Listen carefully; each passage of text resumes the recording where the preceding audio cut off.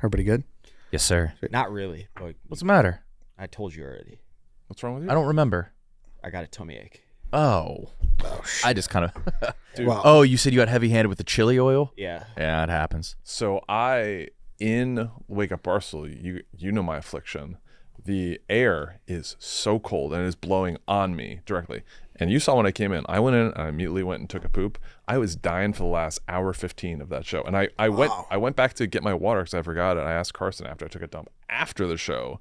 I was like, what is the temperature on here? Like, I don't know if I can like work in these conditions, to be honest. The thermostat was set at 71. You've really impressed me, though. You've shit on commercial break. Yeah. Oh. I almost had to do that today.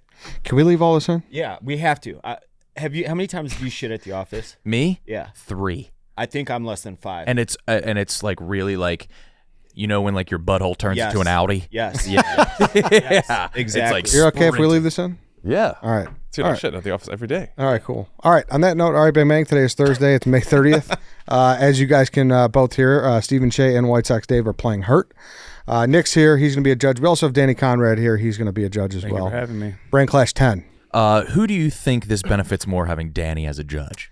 See, I thought Danny's perfect to be an extra judge because obviously he knows Dave from the olden days, and then being on the Yak, he knows Cheah. So Absolutely. yeah, I thought he'd fit in. But I feel like I don't know if he could put personal bias aside.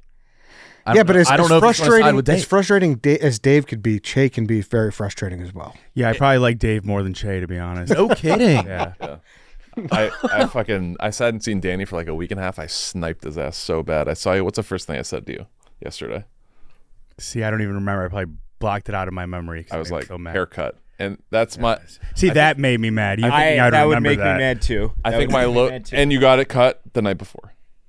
Yeah, but I think... How is that a snipe? you thinking that's a snipe is what makes me mad. What time So- of day was this?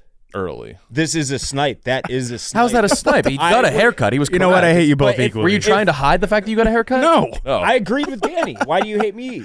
I don't think it's a snipe. That's not a snipe. Oh no, of snapping, pointing in the exactly. That's what he said that Steven did. But a snipe has to be from afar. Was it from afar? Kind of. Yeah. Half court. It was a half. Oh fuck. But would you think it was a snipe if it was a haircut that was 4 days old? If it was the first time I saw you. But if I'd seen you before then, no. I think one of the great things I take pride in is noticing as soon as people get it. Oh, well, Their no, hair's shorter. The last time lot of you people tried don't notice sniping this. me, it was 6 days into You the can notice haircut. every time a man gets a Yeah. haircut. That's bad. For a That's bad. male? Then you can Bad. dunk on me. Unless I hadn't seen you. Do you notice do it a show on every women? day together? What's that? Do you notice it on women? Not unless No. they're his wife. No. Mm-mm. No. Okay. Definitely not. they have to take like 6 inches off for you to notice. I don't even think I would notice that. That's a lot. That's what I'm saying. It seems like a lot, but it's really not. Like it's easy to not notice that length for a woman. And then it winds you up in the doghouse, right, Dave? Yeah, it Oh, does. yeah. Hate being there. Hey, before we get going, I want to tell you guys that this episode is brought to you by No Bull, Barstool's favorite footwear brand. No Bull is a brand known for their best-in-class footwear, and they're everywhere right now. Walking around Chicago at the airport, grabbing coffee, wherever I go, they've got so many great styles and colors. And they just dropped the all-new Daily Runner, the Journey 2. This is No Bull's daily running shoe with an emphasis on comfort, support, and dependability. Soft where you want, structured where you need. Take it outside. You can run or walk. The Journey 2s are made to move your way. Listen, excuse me, Jesus. That wasn't even a burp. That was like a Guttural. like something just came up like a golf ball's gonna shoot out from me. Sorry, Noble. They probably love that. But listen, I'm not kidding around. We got the shoes. I love them. They've been my primary shoe since I've gotten them. So wore them all day for all weekend in Key West. They've been great. So exclusively for Dog Walk listeners, No Bull is offering 35% off your first order. That's nobullproject.com. Use code DOGWALK for 35% off your entire first order. That's nobullproject.com. Use code DOGWALK for 35% off your order. Go get No Bull. All right, so Brain Clash 10, like I said, Lance, feel free to weigh in as well still. I don't want to boot you out. You're still here. So Brain Clash, let's just get into it, boys. White-Sox-Dave won the last one 3-2, so he will have first dibs on deferral or to go first. So we'll start with this. White-Sox-Dave, should the drinking age be 18? If not, what age should it be? So you're arguing for 18 versus an age you can pick. I will go first. Drinking age should be 18. That's the age you're considered a legal adult to do literally everything else. Now, if if you want to move the drinking age up on the inverse, then you have to move literally everything else up. I could hear the argument that you want to make the drinking age 25. That means, like, I agree that you're an 18-year-old mentally is not actually an adult. Legally, in our country and most other countries, that makes you an adult. Now, if you're old enough to go to war, if you're old enough to vote elected official into office, if you're old enough to take out a loan, if you're old enough to do X, Y, and Z, you should be old enough to consume alcohol. Now, if you want to move the drinking age up, then you have to move every single thing else up with it. That doesn't make anything practical for the United States of America or the rest of the Western world. So make it 18, make it nice and uniform, and keep it out there, Steven. Okay. I'm on the record saying that I would love to run for my local town mayor, and one of my platforms I would run on is no teenagers. I hate teenagers. Teenagers are the absolute worst. I would say with the current drinking age of 21 in the United States, in college, it is fairly easy to get alcohol. For a high school student right now, it is definitely harder than a college student to get alcohol. Is that fair? Mm-hmm. Okay. So if we make it 3 years earlier, it's going to be basically equally as easy for a high schooler to get alcohol as it is for a college student now. I do not think that is a good thing. I think it robs kids of a little bit of fun, because if you look back at your time in college or your time in high school, where it is very hard to get alcohol, it is a thrill when you get it. If we move that up, we're talking about middle schoolers maybe getting booze, or like trying to get booze. I don't like that. Also, it involves the driving aspect and driving impaired, which I don't think anybody's in favor for here. I think pretty much everyone knows someone that's gotten into some type of DUI, or someone knows someone that's been affected by a DUI or car accident of some type. I don't think making that more available to high schoolers, who generally don't make good decisions, if that's a fair statement, teenagers, is a very good idea. Now, would it make everything nice and uniform? Yes. But would it make increased problems? I think also yes. And again, I don't think it's really a problem to get booze in college, but it does kind of limit more bad decisions. So what age should it be? I'm fine with it at 21. It also makes 21 a celebration. Like 21 is a great celebration to be like a legal, hey, I'm legal drinking age. Now it's definitely not a problem for me to drink. Whereas, in your 18 to 20 and 364 days old, it's kind of fun to be underage and kind of like sneak booze and stuff like that, and try to get into clubs and things like that. Okay, can I rebut that? Sure. All right. Have you ever been to Europe? Yes. Okay, so where have you been in Europe? London and Paris. London. I've been to France. I've not been to Paris, but in Europe, it's a very loose 18 typically for the drinking age. But children grow up with they're not so hard pressed to find alcohol that they're going out of their way to search for it. So the whole fact that we have this super strict 21, you can't drink alcohol until that age law, that makes it to a high school kid all that more like, oh, I got to dip my toes into that illegal water. In Europe, you don't have that. You don't have binge drinking in Europe like we do in the United States. There's no like frat life or anything like that. It's just like, hey, wine's available. If you want to drink it, cool. Be safe about it. They don't have any worse DUIs in Europe than the United States, even though the drinking age is lower. And on that, on a second point, the question was, do we lower the drinking age or raise it? You said keep it the same, so you didn't really answer the question. I did. I would keep it the same. But the question was, would you lower it or would you? I said, if raise not, what age should it be? Is that what it was? Yeah. Okay.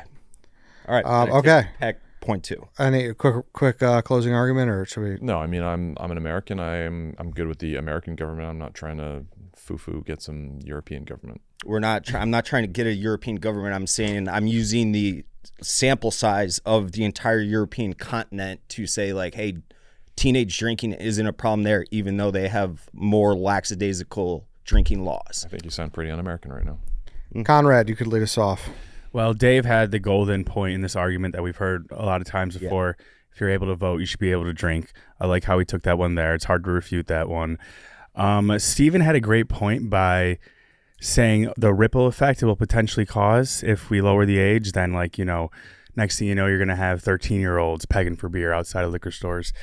Dave went into foreign affairs and I don't know how much I like that point because it would imply that like we change kind of America as a whole, the kids coming up. I don't know if they're just going to automatically not look for beer as much as they do now, like the Europeans you were saying. Like you said, they're kind of trained to not be seeking alcohol that hard. It's just like they're used to it. I think it would take America a long time to get used to it. One example would be like Wisconsin. You could drink with a parent at 18. At 18, and look at them. They're booze hounds still up there, you know. So do I give my consensus right now, or do we? Yes, you can give it now. I still think Dave takes the cake on this one. Okay, it's hard to refute that the golden argument he had of if you were able to vote and go to war, you should be able to drink. That's interesting. So Wisconsin, a kid cannot buy it, so a parent has to buy it. If you're with a legal can. guardian, I believe you can starting at 18. That was a thing that I was always told. I don't. No, that's true. I think it might be. I've done it. Call me crazy. It might be 16. It might be. It might be. Yeah. It might be 16. Yeah. Wow. So they're the last state to do it, and I believe it was Nixon. He threatened all 50 states that if they didn't raise the drinking age to 21 from 18, that they would lose their federal funding for infrastructure like roads, highways, blah, blah, blah. And they're the last state to do it. They're like, okay, we will, but we're going to have this caveat that you can legally drink with your guardian, which I think is completely fair. Yeah, so again, I like how you brought up the foreign countries into this, but my dispute to that would be the kids of Wisconsin aren't like being chiller about it, even though they've had access to it since a young age. Point, Danny. Nick. I liked your European rebuttal because that's been tried and true over there. But then you brought in that they don't binge drink over there. They certainly do. Isn't that like the biggest beer country? Yeah, it's a tourist thing, though. And no, I think Mexico is, believe it or not. Okay. And then you brought up the DUI thing over there. They drive a lot less. So I liked the initial argument, but then I felt like it fell off towards the end. And then I agreed with you. You went with all the points that everybody believes in. If you can fight for the country, there's that. But then I liked Cheah kind of put us in the situation of like being surrounded by drunk teenagers and then the ease of access for these kids that are stupid to be drinking and they'll be driving. I think Cheah takes this one. He took the morality standpoint, which I thought was a good one. So I'm going with Steve. Yeah, I don't think Dave had a bad debate. I think you're right. You brought up some points that I guess I would like to see some data on if you said them about less DUIs and less binge drinking, because like surely like soccer. Grow up like drinking as a 10, 12-year-old like a glass of wine with dinner. Yeah, but like soccer I grew up culture's that were huge. allowed to drink are all alcoholics now. Yeah. All the kids that didn't drink it when I was in high school are alcoholics now. I guess everybody is. And Steven's argument made me think more about how, like, if you do set that timeline back, like how would life be? I think that would be interesting and bad. So I'm gonna go Steven. Thank you, Eddie. Okay. I was going to say top country for beer consumption per capita per person is the Czech Republic, actually. Whoa. Followed by Lithuania, Australia, Ireland, and Croatia. Okay. Oh, Europe. All European Yeah. countries, low-key. There it is. But, Okay. yeah. That's pretty fucking shitty. Lance did that to you. Well, that's also per capita, so that's based on the wait, population. like- It's alcohol consumption beer, specifically. beer. And then like Lance passed that on like he knew that. But That was fucked up. The argument wasn't consuming beer because they all drink. Like they all drink at a young age. Yeah, we're But focused on minors, right? We're talking about like how we drink as American teenagers and young adults. We're like going out and our goal is to get as blackout as possible. When they consume alcohol, that's not the intent. So I'm sorry, Ed. Largely, obviously. You brought up that. Would you care right now if you saw an 18-year-old drinking? Would it bother you? No. So that's 3 years away from 21. So then he brought up the point where would it just trickle down to where would you be fine seeing a 15-year-old? Oh, he's only 3 years away. I wasn't the one buying him the booze. Like, not my kid. Counterpoint, how would you feel if they were doing whippets? That I do not like. I saw this. I got called a narc for this. I was walking home from here, and there's like 4 high schools in that area, and some kid I watch him. He had to have been 12 years old. Took a hit of a whip at one of the little cartridge things, threw it on the ground. I'm like, what the hell was that? And I picked it up and I tweeted. I'm like, this is super sad. I just watched this happen. I hate that.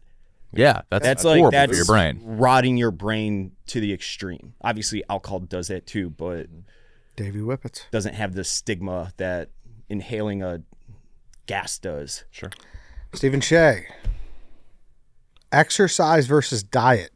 What is more important for general health? I will punt. It's absolutely 1,000% diet. Obviously, I've become king douchebag in the office along with Ben Mintz on how to, I was just mansplaining how to lower your cholesterol, your LDL levels. I'll use Europe as an example. Again, there are obviously countries in Europe, especially Germany, where they take pride in being a very fit nation. However, largely, they're just eating real whole food. A lot of countries, they're not super into exercise like we are in the United States, but we're doing like all these trendy like P90X type workouts. It's always a fad type workout when all you really need to do is some push-ups, some sit-ups, some cardio. You can knock out a workout in like 30 minutes a day.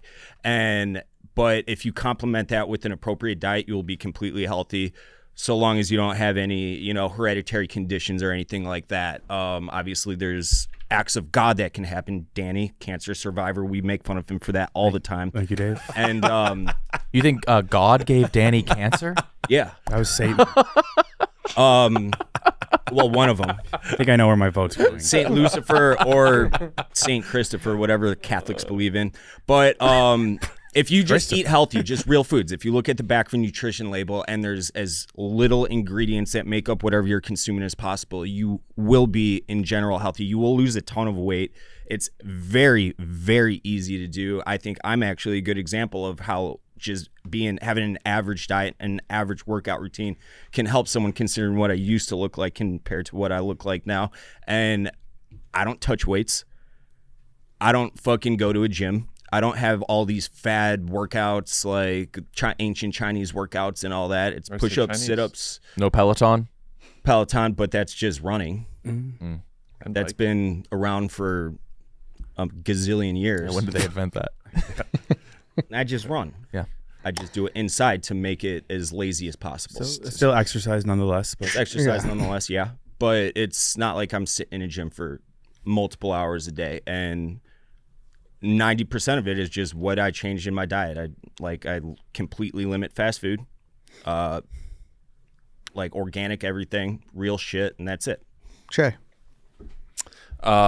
Interesting. So one of the things you said was diet along with push-ups and sit-ups and all that stuff. That is exercise. Yeah. Exercise is extremely important. I think if you're on the It diet, is extremely important, yeah. I think if you're on the diet side, you're more on the almost the Ozempic route as far as eating Ozempic's less. evil. I will say that out loud. Eating less, eating healthier. According to the great philosopher Brown and Chicken Fry, everyone who does I agree with her. Ozempic will die. So I think exercise is extremely important. I think within reason, as long as you're, not eating fast food every day, if you're exercising regularly, then you should be in pretty good shape. And by exercising regularly, I'm meaning like about 60 minutes of not necessarily just hardcore working out. It could be just being active, walking. Yes. Walking. NFL play 60. Take the dog for a walk in the morning for 30 minutes. That's yes. I would say more than that, more than just taking the dog for a walk. I take the dog for a walk every morning. I don't think that is the pillar of health. I think that if you're exercising, if you're either, it could be push-ups and sit-ups and just like a calisthenics routine, the big cat, the ancient Chinese workout, all that stuff, or if you're just, lifting weights or running or Peloton or whatever you choose to do, I think you need to do that to be healthy and lose weight ultimately, because diet, while one of the things, isn't the only thing. Like if you look at peak athletes, DK Metcalf, you've heard his diet is candy. You're and coffee. arguing exceptions to the rule. He's a freak of nature. He's a petri dish freak. Chad Ochocinco ate McDonald's every day. I'm sure there are exceptions to that rule. Any one of us try doing that, what's going to happen? I don't know. None of us we do that. None of us exercise every day like those guys do. So I think exercise is a pillar. Diet and food and the types of food you have is certainly the gasoline that goes in the car. But for you to actually run the car, you're going to need someone in the driver's seat actually driving and exercising. So I think that exercise is the key to all of it. If you do it enough, your diet should not really that much.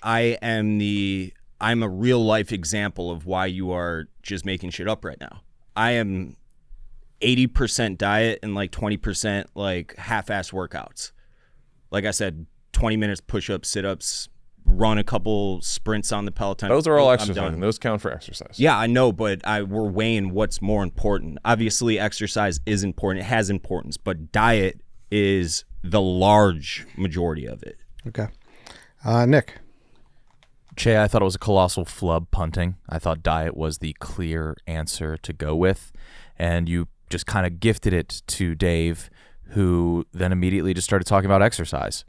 And so you kind of defended both. But obviously, they're both important. One's more important than the other. Right. But like you went in a lot on exercise about its importance as well.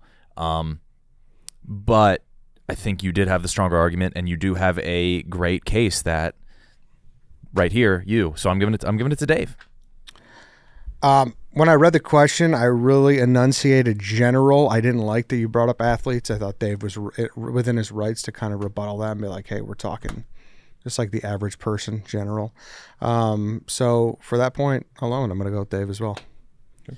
If I had not heard which one Dave chose, I would have thought he might have went with exercise.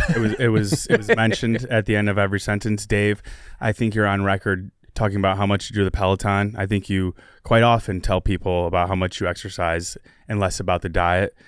You also said you're the prime example of why diet matters and that you completely limit fast food. That's a lie. I think you eat fast food more than you lead on. Every time it's at the office, you probably eat healthy, but Eddie, you could probably back me up. I think you differentiate fast food weird. Like, I think you count McDonald's as fast food, but Burger Baron is not fast food. Yeah, he doesn't count chain restaurants. He only counts chain restaurants as fast food. Like an ingredient difference? There's a difference between eating hash browns and a couple of over easy eggs than a Big Mac. Not all. That's not what I'm debating, though. But, like, because, like, I think you'll eat a burger from Burger Baron. I've never eaten a burger from Burger Baron. Or a hot dog. I couldn't tell you the last time I've had a hot dog. Pizza, obviously once a week. Okay. Yes, there are exceptions to that rule, and like banana bread. I am not perfect. I am not the picture of health. I am saying what works for me to be completely average looking. I'm not trying to be Adonis or a runway model. Well, I think you have had a glow up, and I think a lot of that is due to exercise as well. Like, you're pretty disciplined. You go on the Peloton every day. Yeah. Hair. All right, so it is tied 1-1, right? I mean, you can't break the tie, but do you want to throw your vote in just in case or no? I probably would have gone Steven. Okay. Mm-hmm. All right. The next question is brought to you by Barstool's newest game in Walmart. I don't know if it's newer than what's your guys' game? You guys got a game in there too. The bad guy. He's the bad guy. So go check that out. It's at Walmart. Walmart.com, stores nationwide. It's basically a sports debate game.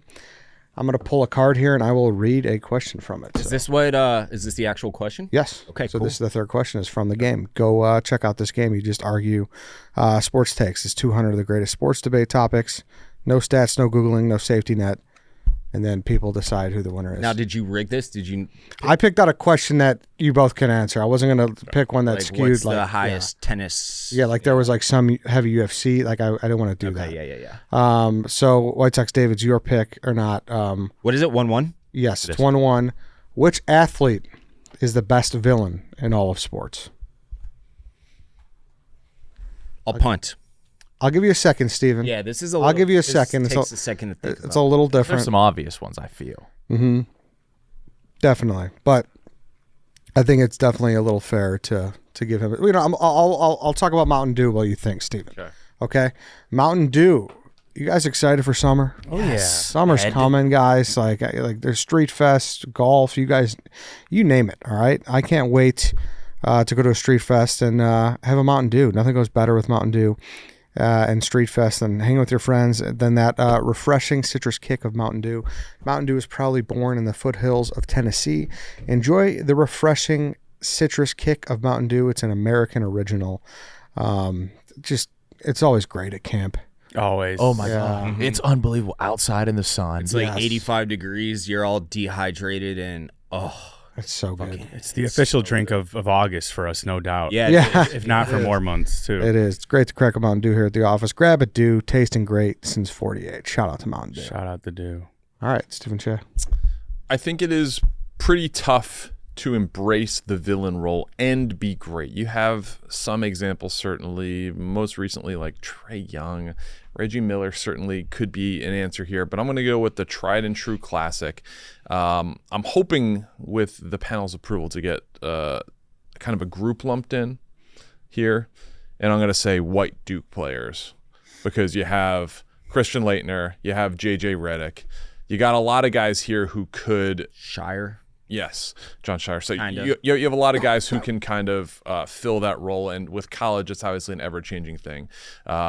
ESPN 30 for 30 was a great documentary series. There is a whole documentary series titled "I Hate Christian Laettner."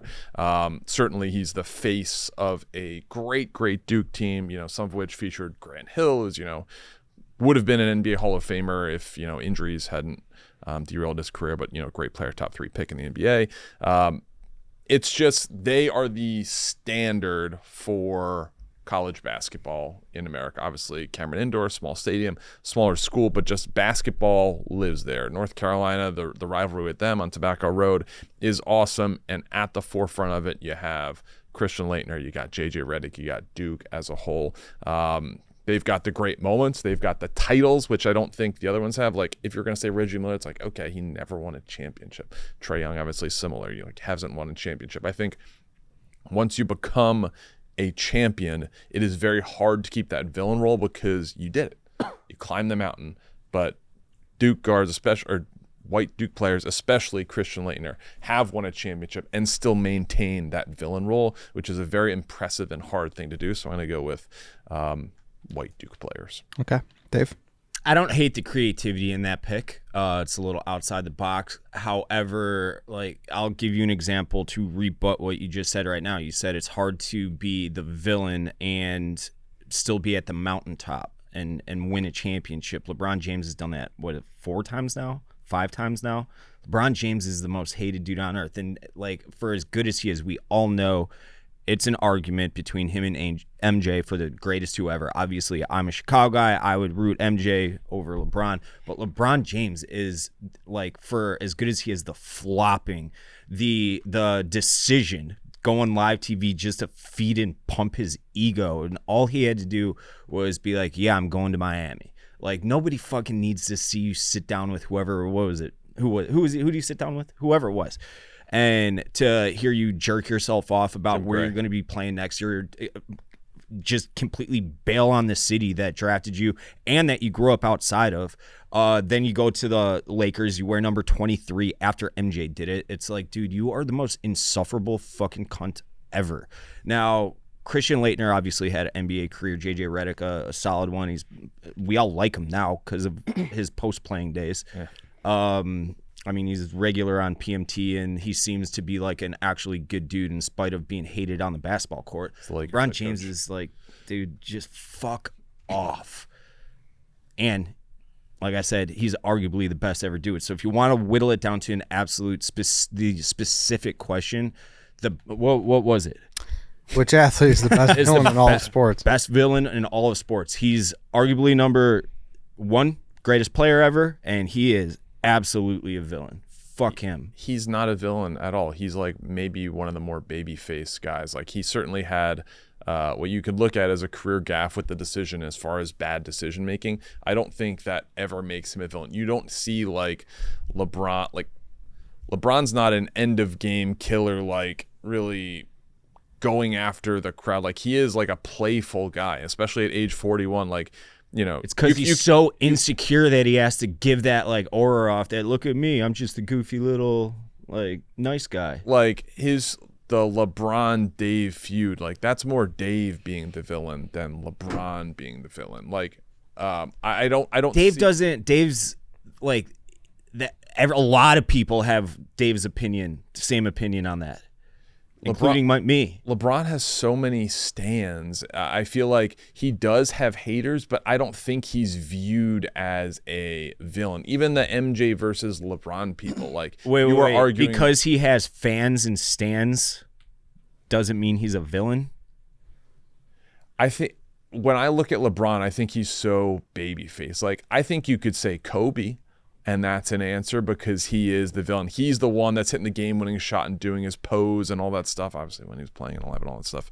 But We know he died when he's playing and alive. But like he was, and he did embrace that role as like the killer. LeBron James is not that guy. At the end of the game, LeBron James is really like, hey, clear everybody out. I'm gonna hit this game-winning shot, and this is gonna be like. Would you say he's my polarizing? Moment. LeBron's polarizing. Yes. He has certainly fans, but I don't see him viewed, and even as a huge NBA fan, I don't see LeBron viewed as like, especially nowadays, as like a big villain. Like he's on the Lakers, he is a babyface. Okay. I don't know what babyface means in this context, but like the fact that he left Cleveland for a second time and went to the storied franchise that is the LA Lakers. Cleveland still loves him. Like, fuck him. I can understand why people, maybe like someone who like doesn't really follow the NBA, in fairness, like yourself, could be like, oh, I don't like this guy because he flops once in a while, but like he is a like fan favorite. It's like someone who's sitting in the stands with a 50 caliber rifle and takes him out when he gets touched, when someone sets a pick on him. Okay. It's like him and Steph Curry, the two babyface guys in the NBA. I'll lead this one off. It's hard to know if we should give Steven more credit or less credit for lumping. You're a Duke guy. Group. You're a white Duke that's player true. guy. I was going to take off a few points for that. Were you? Do yours. You go first.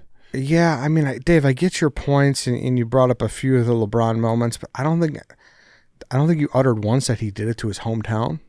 Did he say that? Yes, I did. Oh, he did? Okay, I missed that then. Sorry. I said it multiple times. You said the decision, but he didn't. I don't know I if said he fucked over the town that he grew up outside Okay. of. Sorry then. I misheard then, because I know you said the decision, but I don't know. I do kind of like the entity that Steven went with, because even if you win, you're still hated, and it doesn't matter who you are.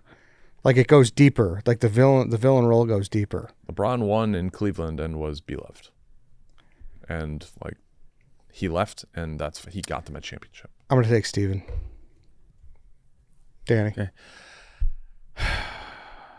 I'm gonna take a couple points off just for lumping all the Duke guys in, but your point remains. You're right in that aspect. I don't think LeBron tries to be the villain. People more so tries not to be, and that makes him more villainous. But people more so hate LeBron, I feel, because of his corniness. Like LeBron didn't leave his hometown being like, oh, this is some villain shit I'm leaning into. It's almost like, I got to make one Office reference per episode. It's almost like Michael Scott is not a villain, but people almost hate him because of like the cheesiness, the weird things he does. Like LeBron reading the Godfather book. He didn't take that out being like, oh, I'm going to piss everyone off. He took it out thinking people are going to genuinely believe he's reading the Godfather. And that's why people hate him, because like the corny aspect. So I think it's hard to compete with some of those Duke guys like Grayson Allen, who is just repeatedly elbowing people in the balls. He's fully embracing his role as a villain. And too many people think LeBron is too many people's hero in order to also name him a villain. So for that, I'm going to take Steven. Okay. So Steven wins this round. I don't know, Nick, if you have any comments before. I mean, LeBron builds schools and is in Space Jam. Like he's You watched that trash? No, but I know that he was in Space Jam. Yeah, that's. Did you not? I did. I never saw it. That's a good point. None of those Duke guys would ever be considered for a role like that. Yeah, because they're nobodies now. True, Grayson but Allen's still in the league, right? yeah. He won a championship too. Suns, yeah. Yeah, Cheah, you did take the easy route. But yeah, that's the answer. Yeah. It was a good pick. I enjoyed the outside the box. Dave, did a part of you want to go Hernandez? Kind of. I was thinking about, since he trashed on white people, I was thinking about trashing on Asians from Harvard basketball players and saying they're the most insufferable people. Jeremy Lin, biggest villain. Yeah. In a short argument. All right, so it's 2-1 Cheah. Shout out to Embrace Debate. Who's the bad guy? Go pick those This up is at going to be a Walmart. sweet game. Walmart.com. They're out. They're out. Yeah, they're out. It's out now. Go grab it. Okay, Cheah, to you. Would you rather have a convertible or a big-ass truck? Give me like an example of a big ass truck that you're thinking of, like size. Pickup. I'll take the big ass truck. Okay. Yeah, Chevy Silverado. Okay, so I would much rather have a larger truck for a couple of reasons. My buddy Chris in Pittsburgh has a Chevy Silverado, and I was actually very surprised because I've always had this stigma about pickup trucks, like what the heck is the back bed like used for, and also like are they like spacious? The inside of a Chevy Silverado, there's like a back row. I thought it was just like a front seat. There's a lot of room. I have a Toyota Sienna, and that's the biggest car that I own right now. And the Chevy Silverado, the inside is pretty much the same, very similar size as far as like family seating. Very spacious, very big. In the back also, it's not just like a place for like concrete and like construction stuff. Like there's a lot of stuff you can put in the back bed of a pickup truck that I would not have thought before, and like in like practical use cases. So as far as like being able to move stuff, the convertible I think is a tougher option and limits you a little bit. I think it would be a great option if you're like driving down the coast of California, wind in your hair, like if you're in Hawaii. But if you're in any type of like rainy climate, it kind of eliminates the convertible. And if you're in any type of like family situation, that would eliminate you from a convertible because it's just going to be so tight. Like I have a Honda CR-V also, which is much bigger than a convertible, and that with two kids is pretty tight. So I wouldn't want to imagine a convertibles in that. So for ease of transport with others, and also convenience as far as, or practicality as far as I'm okay when it rains, I'm going to take the bigger truck. Okay. We live very different lives. You live the married with children life, looking to lug a bunch of shitheads to soccer practice and everything. Sure. Sure, a truck may be more convenient in that realm. I, however, live the opposite life. I don't have need for a backseat hardly at all. The only thing that goes into my backseat is like fucking like newspapers and shit. When I'll just throw them back there. It's a garbage bin. Give me the, like you said, there is nothing better than going up and down Lakeshore Drive in the summer. You get a beautiful picture of the skyline. I would love to have a convertible for that. You want a convertible in Chicago? In Chicago? I don't want a truck in Chicago. I can tell you that much.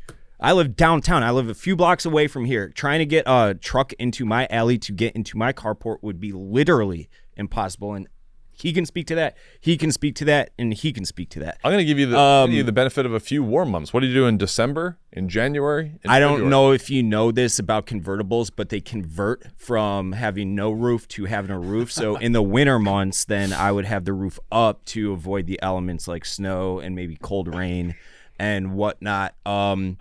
And yeah, if a convertible like this is the 23-year-old douchebag me kind of showing up, but I remember thinking to myself, if I could have any car on planet Earth, if I had unlimited bankroll, it would be I think it's the 1967 Lincoln convertible. It's the car that they're driving in the entrance, an entourage of the like intro thing. And it's the hottest car ever. It's a classic. It is beautiful. That is my dream car, and I would imagine, honestly, not that unattainable at this point. I don't think it would be like some $250,000 car, but like that is hot right there. That is Americana. That is classic. Counterpoint: which car is most associated with a small penis? Is it a convertible? Yeah. No. Yeah. Sorry. It's a Wrangler, isn't it? I thought it was a Wrangler. No. Is it? What is it? A car associated with having a small penis is a giant truck. Yeah, Is it? The bigger Yeah. the truck, the smaller. No. Steve. Is that what? Yeah. People say you're compensating. So okay, Overcompensating. the answer's truck. So I didn't know. I thought let's it was see that convertible. little pee-pee. Come on, whip it out for the people, Steven. Okay. I'm Danny. sorry, I should have not intervened there. Isn't that like a Ferrari, like sports car, like convertible? Midlife crisis, maybe. Yeah. Yeah. No, it's big truck for that, Steve. Really? Yeah. I was unfamiliar to that. All right. Shit. So Danny? let me ask you the same question. Which car is more associated with the small penis? Which car? Which automobile? Which automobile? I believe the fifth. If the Danny? Well, Dave's got Steve up against the ropes here. That really helps his case. I also think convertibles are kind of entering the same category for me as hot tubs, limos, water beds. Once cool, now a little bit trashy, besides the old vintage ones and any ones we happen to sponsor. But I don't know. Can you think of a time where you see a guy in a convertible and just think he's straight up cool and not douchey or overcompensate? I don't know if a convertible works for the common man. And it's definitely dependent on where you live. If you live in Chicago, you're not retracting that roof year round. You only got it for a couple months out of the year. Same as like utilizing a balcony. What's the point if you can barely use it? Trucks are just very useful too. Sometimes to a fault. Anytime you're moving, friend's going to hit you up. There it is. You don't want a truck for that reason, but still way more beneficial to the driver than a convertible is. I've Convertible, used that Sydney Wells to move twice. She's the only Yes. one with the truck. you asked a woman to help you move? I used her truck. That's crazy. She didn't move. I just used her truck. So I have to go team truck here. Oh, okay. All right. Nick. So I mean, Danny is the one that made those points for the truck. Like neither of you guys made the best points for either. Like the practicality of the truck, the impracticality. You brought that up a little bit of the convertible, but yeah, no, the convertibles. I don't know if they're cool anymore. But Cheah, you making the penis flub is tough.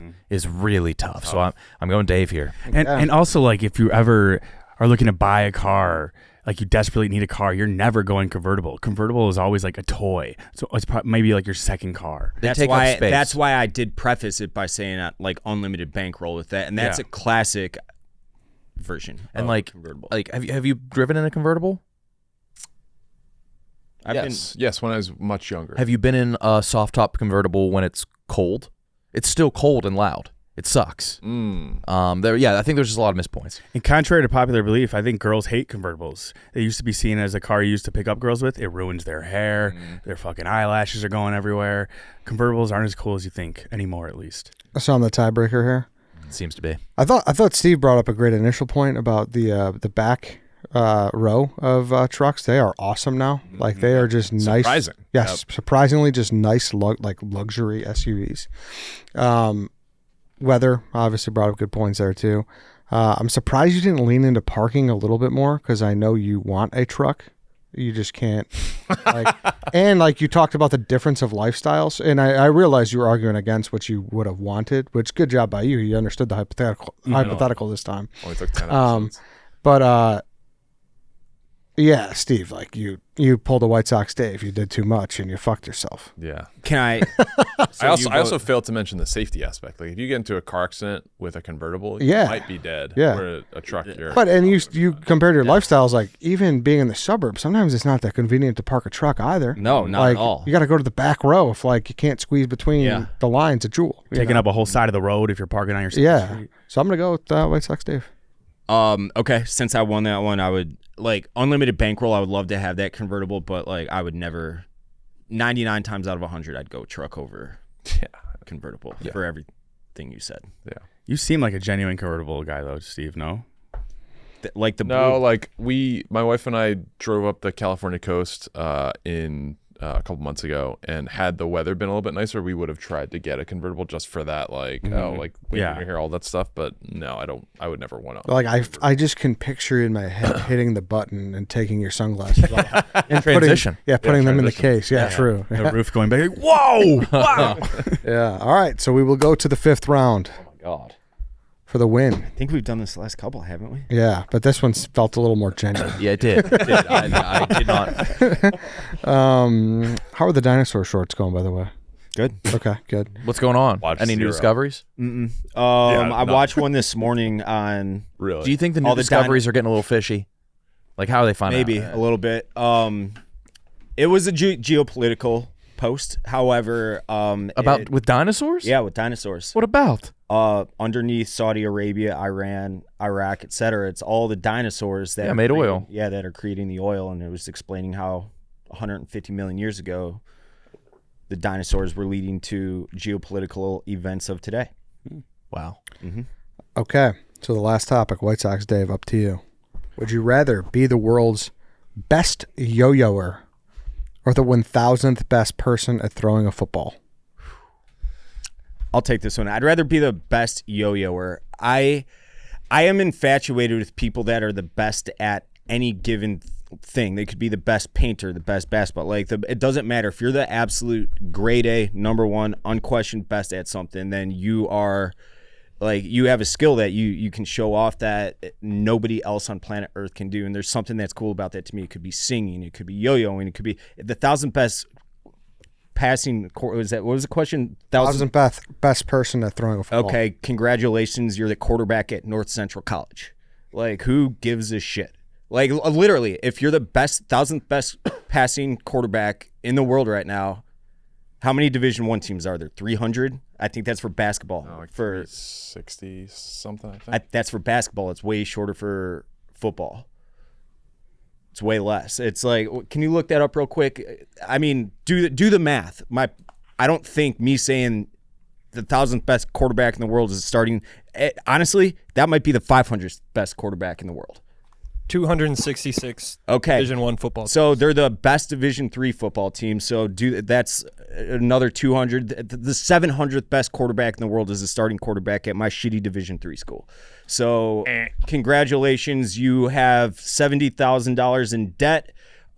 You are not playing beyond North Central College, and nobody gives a flying fuck about you. Have fun working at Echo Logistics in a year from now. If you're the best yo-yoer on planet Earth, you can monetize that. You can go and do your fucking party tricks, your party gags. It's no different than Oz the Mentalist is the best on earth at what he does. He's monetized that. He's don't even brilliant, begin clear. to compare mentalism to yo-yo. I'm saying he's the best at it. It's insulting. Don't start, Dave. No. And then Dave just goes, I'm not. Yes, you were. I was saying that he is the best Don't at speak his something, name. and he has monetized it.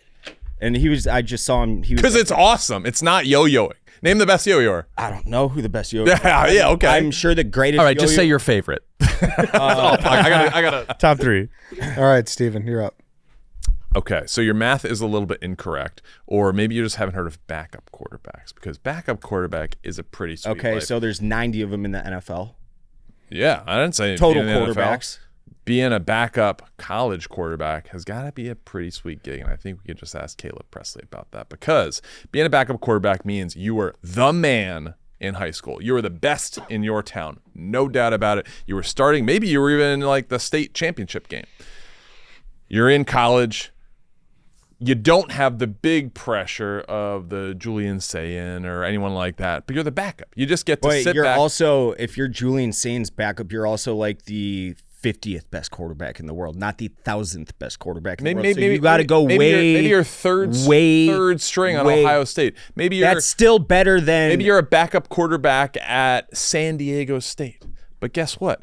You're getting your dick sucked You're all not- the time because but you're a quarterback on the Steven, football we're team. talking about the 1,000th best quarterback, not the Yeah. backup at San Diego State. That guy is better than the 1,000th best. And didn't the question say throw a football, not necessarily play quarterback? There's a lot of parts of playing quarterback that are more than just throwing. Great football. point. You could be an excellent runner. You could be an athlete, but you're with the football team. You're playing college football at some level. You're going to college parties. You're either the I can do man. that without playing a sport in college. You're either the man at a D3 school or you're a backup quarterback at a good school, and you're going to the parties with the football team, getting your dick sucked by the co-eds. It's going to be awesome. And guess what? On Saturdays, you probably don't have that much responsibility. You're cosplaying as a football player because you have a lot of the responsibilities, but you have zero of the pressure. You get to practice. You, get You to just hang with said you guys. don't have Being the- responsibilities, and then you just turn around and said you have a lot of responsibilities. You have the responsibilities of doing the work. You don't have the pressure of playing and performing in the big game.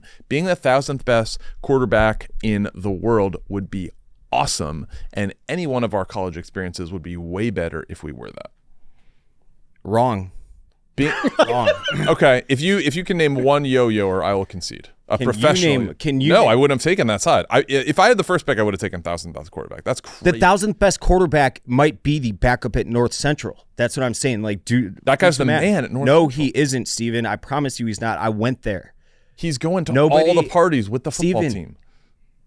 I was the one throwing those parties. Nobody gave a fuck. Nobody gave a fuck about the backup quarterback. Nobody gave a fuck about any of the football players. You think they'd give a fuck if somebody busted out a yo-yo? Yeah, that would be more interesting than being like, hey, I'm the backup quarterback that's throwing 6 passes in garbage time. If they want to see me walk the dog. Yeah, if someone did that at a party, that would be more entertaining than if someone's like, hey, man, I can throw a football 50 yards, which I can do. It's on tape. And if we want to get to what Lance mentioned a few minutes ago, the 1,000th best, so line up 1,000 people. A football thrower, too. A football thrower, and you're the absolute, you threw the football the least amount of yards out of 1,000 people, you're cool. You could be in the world against like Joe Burrow, Patrick Mahomes, Josh Allen, all that. Yeah, I think I'd be fine with that. No.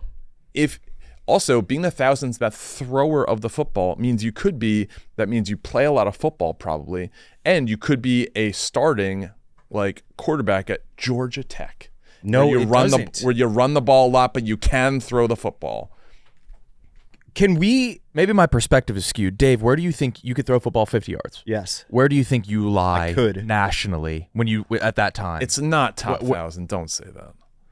It's not too far off, I don't think. You don't think 1,000 people can throw the football 50 yards? No, I do think 1,000 people could throw a football 50 yards, yes. Okay. Yes. Okay. Is there a time where you've been a top 2,000 football thrower? No. 3? No. So I think, let me just boil it down to this. My main point is women and pussy. Like, you're getting none as a yo-yoer. You're getting a lot as a football player of some type. And if you're at the top 1,000th in high school, you were the fucking man and getting laid all the time. Top 1,000, that is literally what I was for baseball, and it led to 0. But you're also ugly. Yeah. So a quarterback that changes for a backup quarterback at a shitty Division III school? In college and high school, It doesn't. you're the man. I'm telling you, it doesn't. Where did you go to college again? Hofstra. Marcus It's Colston. that doesn't have a Willie football- Colon, yeah. Stephen Bowen, Wayne Krebet, Kyle Arrington, Kareem Huggins. We got legends. Mm-hmm. Nick, you are up first. Oh, man. This was really tough. So when Dave took yo-yo, I was like, yeah, this is a no-brainer. But then Cheah made me really, really think about pussy, I guess. And yeah, you would probably be a backup at a D2 Not school, one. maybe. And that is a good life. You're probably getting school for free Yeah. at that point, You are. which is nice. World's best yo-yoer. Yeah, I just don't know what you do with that other than like maybe like you make it to like the third to last round of X Factor. Like, I don't know what the fuck you do. Lance, can we actually? This is I'm not trying to use this to. I mean, this is research. It's not to add to my point. Can we look up the world's best yo-yoer and his net worth? You could tell me it was like $10 million, or you could tell me it was $10. I wouldn't be surprised. I think you brought up a lot of sex, but I don't know if that's like. He's just a horny guy, though. And would the yo-yoer get sex? He would probably get weird pussy, which is probably better than like trickle down athlete chasing pussy. Who's fucking the yo-yo guy? But again, yeah, you would really have to be creative in a way to monetize that. I think if you would have brought up though that you get probably just a free education, which is probably more than the lifetime pro yo-yoer's earnings. But I'm still going to go Cheah. He sold the lifestyle of just like the backup, almost like Blue Mountain State-esque of just like no responsibility partying girls. You get the uniform. The world's best yo-yoer, it's not publicly known how much. So it's Not- Shinji Saito, Shinji Saito. Japanese. So, very surprised in the side you took. As was I. As someone who I know is documented, you judge people on how they throw a football. Oh well, yeah. So I'm very surprised in the side you took. I remember being in grammar school and there was an assembly and they brought yo-yoers in and it was very cool, very interesting. I still think about them. To a child. Yeah, to a child. And I do remember that, and you said, like, what are you going to do with that? Now that I think back, those people's life must be exhausting because they have to do everything for I'm changing my themselves. vote to Dave's, by the way. You are? Okay. All right. Yeah, because they, like, no But one's that's the looking out life for they- them. Based on That's the assemblies? life they chose. Huh? Like Based here. on assembly? Yeah, you convinced me. So I think I think a That's yo-yoer is horrible. kind of in the same world as someone who's good at like card tricks. Okay. That's something that you like work to perfect. No, but you know? card tricks are kind of cool and also in the magic realm. Yo-yo is not magic. Okay. I'm going back to You're not saying that doesn't take a lot of work and skill to be the absolute everything best. does. Yeah. Everything takes a lot of Yeah. work and skill to be good at. If you're the 1,000th best anything. I think where this debate went awry is your math was a little off. Like when you were saying, take into account backups. yeah, when you were saying North Central, and I saw his eyes when you said D3, and I knew the backups were going through his head. Backups at a big like college objectively have a pretty easy But life. they're the 1,000th best backup isn't a backup at a big college. I don't know, because there's probably guys that are in the top 1,000 of throwing that have aged out of football. Phillip Rivers, Tom Brady. Are they still in the top 1,000? There's And they- that I think makes your math it a was weird and question. colleges do carry like 4 to 5 quarterbacks. Yeah. It's not like there's a lot. But It's not like the NFL where it's 2. also the best Division III quarterback is better than the like worst Division II and Division I quarterbacks. Like possibly, yeah. Yeah. Okay. So I'm gonna have to go Cheah because, and then Danny, you're the tiebreaker. All right, let's take the monetization part out of it and just the potential to become professional in it. Showing off the fact that you're the 1,000th best football thrower is always going to be cooler than showing off the fact that you're the best yo-yoer. I think we're really downplaying the number here. 1,000. You're a great fucking thrower. That's not that many. Do we agree on that? I think we're like really underselling that. I disagree with that. And also, like, if you are the best yo-yoer in the world, you still have to do things to become known. Like, there's not going to be a scout who just spots you and is like, hey, come join this competition. If you're just a football thrower with no aspirations, like, you still have so many chances to show off that talent. We have 5 combines here a year. You're playing football growing up, grade school, high school. If you want, you can make it to college. Like, that's just a cool party trick to have. Yo-yoing, you're always going to be kind It's of not a nerdy, party showing trick. off. Dude, just having the 1,000th best arm in the world, that's something to show off every time you can, I feel like. And how many times are you just playing catch? Are you playing pickup growing up throughout the years? That's a cool trick to have in the back pocket. Throwing the ball I have that 100 yards. in my back pocket, and nobody likes it when I pull it out. But you 50 yards. Am I right? Being able to throw at 50 yards is a lot different than being the 1,000th best thrower. But do you think we'd enjoy it if you just pulled a yo-yo out of your pocket and started walking the dog like Steven's? A little more, yeah. If I had like this, I'm trying to envision what the world's greatest yo-yoer can do. If the world's greatest yo-yoer walked in here and gave like a 5-minute doing all his little string tricks, I'd be like, wow, that was really impressive. If Joe Burrow walked in here and went in the parking lot and threw a ball 70 yards, I'd be like, yeah, that's what he's supposed to do. I think the only way the best yo-yoer in the world wins this debate is if they do what it takes to become the most known yo-yoer in addition to the best, and then even then we still don't know how much money they're making. In my head, I was thinking like there was who's the chess player right now? The Magnus Carlsen? Magnus Carlsen. Like there's that version of him. Like he's the only chess player I know. But chess is polarizing because there are infinite decisions you can make. Yo-yoing is not that. Yo-yoing But is a my- party trick. my Your point- future is TikTok, and that's it. Looks like 1,000th ranked would start at Murray State. Yeah. Because you also have to consider, like, Doug Flutie is still probably one of the 1,000th best throwers of football at his age. So you think about Kurt Warner, Dan Marino, all those guys, like, there's probably 400 NFL throwers of the football that are still alive and are kicking. So you're talking about 600? Like, yeah, you're either the man at D2 or you're a backup in D1. But to be the best in the world at something, it's got to feel cool. That was my original, to be the absolute best at something. But at what cost? Are you even a millionaire? You're not a millionaire if you're the 1,000th best quarterback. Do you think he's upset Murray sometimes State. that he's the best at something that doesn't really matter? That would kind of bother help me. him. He's got to really like it. Yeah. Like if I I saw this. This is a long time ago. If Like there's the big human lifespan were 500 years, what would you find out about yourself? Because there's a theory out there that says every individual is the best at something in the world. Steve, it's whether or Steve not Pussy. they find that talent over the course of their lives. What if, say, if you just an arbitrary number lived 500 years, what do you think yours could be? Wait, what is this question? If you lived 500 years and you had another, call it, just make it an even number. Say right now we live 100 years, okay? People. Okay. If we lived 500 years, what would you find? What hidden talent would you find that you're the best in the world at? Probably some game I made up. You already know it, Steve. You've said it before. Oh, probably not the world, but yeah, I'm Thousandth way best. better than average. Very good. Elite, some would say. Very few would say, but One person in particular. This is how to eat. So you say Cheah.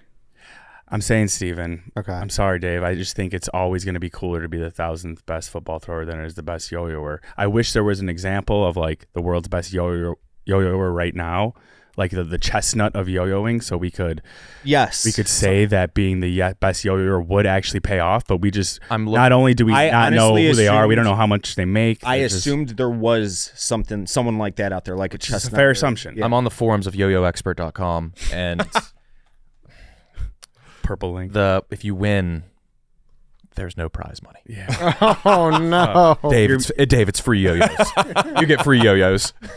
Your best bet would be monetized via TikTok. Yeah. That'd be your only thing. Honestly, Yeah, I could honestly, that could make work. a little money on Yeah. that. Yeah, because you guys follow Hacky Sack Trav. He's a friend of Barstool. Oh, He's yeah? one of the best hacky sackers in the world. no shit. Yeah, and so he goes crazy on TikTok. The best How many yo-yoer followers should be does he more have? famous and rich for what it's worth. He's in the hundreds of thousands. So that's not the Yeah. debate.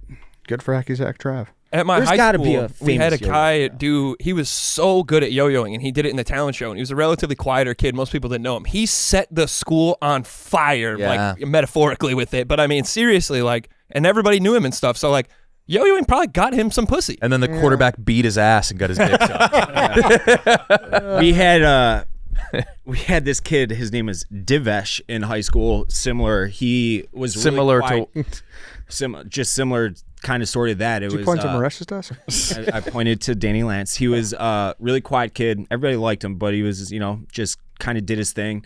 And we had to do a group dance for some gym class or something. And it was all choreographed and everything.